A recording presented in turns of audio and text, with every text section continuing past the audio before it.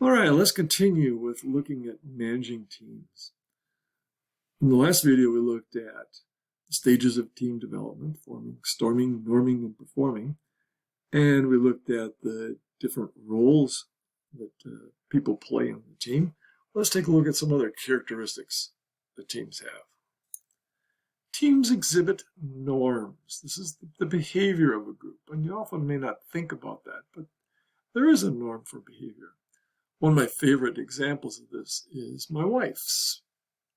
She worked at Bell Labs in an organization called 1138.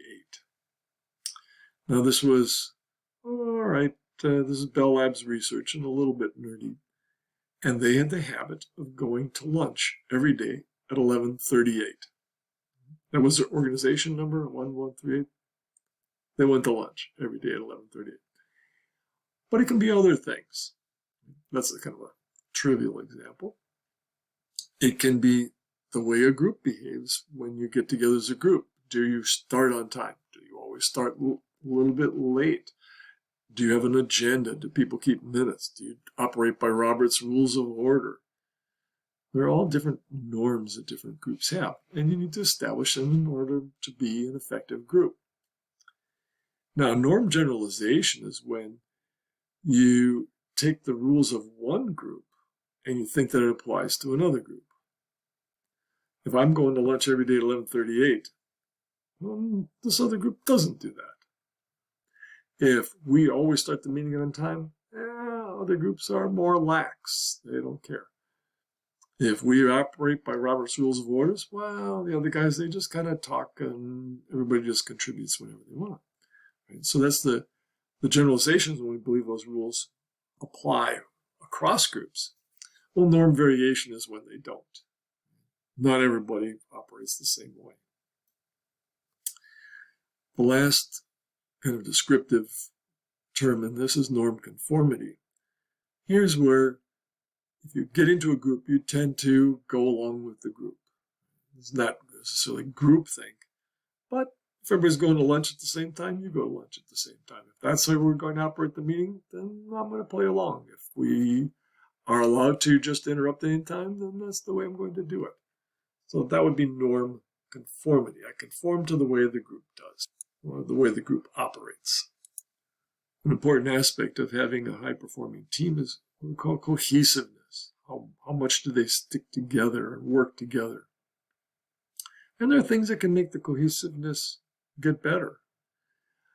If we have competition against other groups, that's the key in this one. Intergroup competition. Poor cohesiveness comes when there's intragroup competition, when the people inside the group compete with each other. What you want to do is have an external competitor. When I first started Bell Labs, it was all intramurals. There was no competition for the products. It was Bell Labs. It was predominant research and development organization in the world. But competition started to rise to AT&T.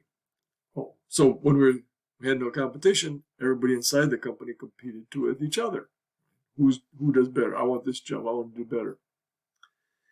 But when external competition arose with AT&T in the form of NCI and Nortel and people like that, now a focus became on outside the group. So now I focus on somebody else. I'm getting the competition.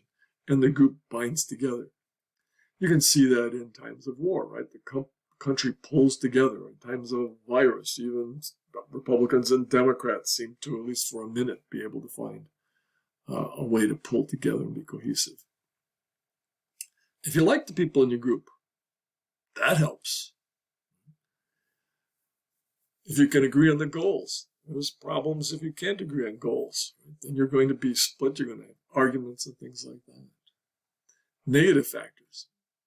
Well, the larger the group, the harder it is to stick together. That makes it really difficult. 5 people, not a problem. As much as maybe 500 people.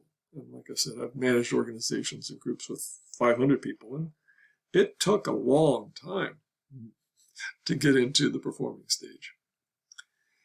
And you could have some member dominate. You could have multiple leaders. You could have the role conflict. that would be good. That would hurt the cohesiveness. So when you look at cohesiveness and the performance, you can kind of put it on a chart. Here's the degree of cohesiveness, high and low, and here's the performance norms. What are your expectations?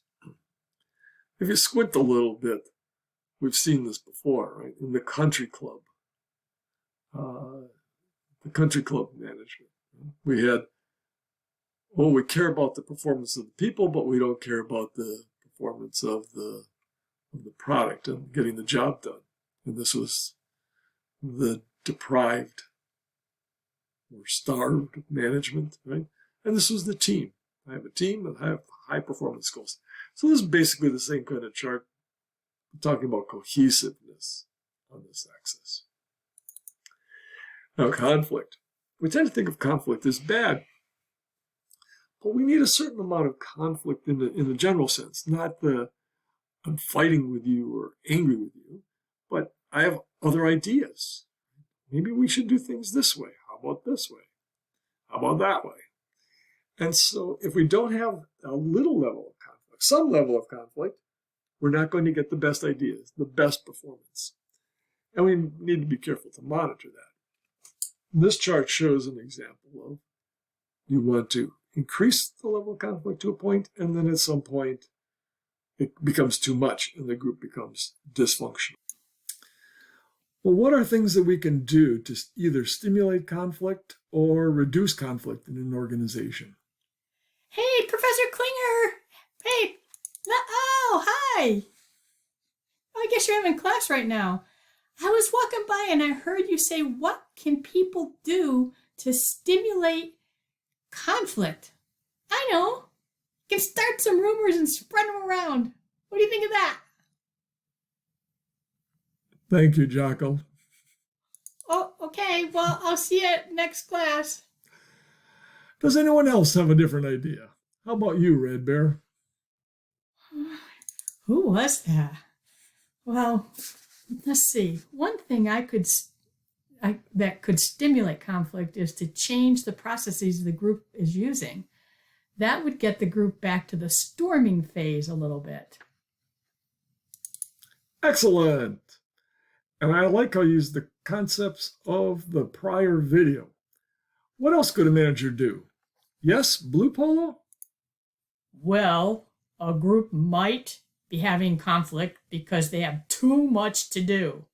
Then you add people, or that might help reduce the conflict. They also might need some more resources. Very good. Any other ideas? White Polo? I think people having conflict should find another solution. They should collaborate and work together and come up with a new idea, which is hopefully better than the one that they're using. And so I think sometimes they might need to bring in a third party to get them started. Bring in a consultant. Or as sometimes I like to say, an insultant. But anyway, yes, those are all great ideas for managing conflict. So in practice, we had the ideas of bringing in outsiders. You can also increase the competition to stimulate. You can control the conflict by giving more resources, as we heard.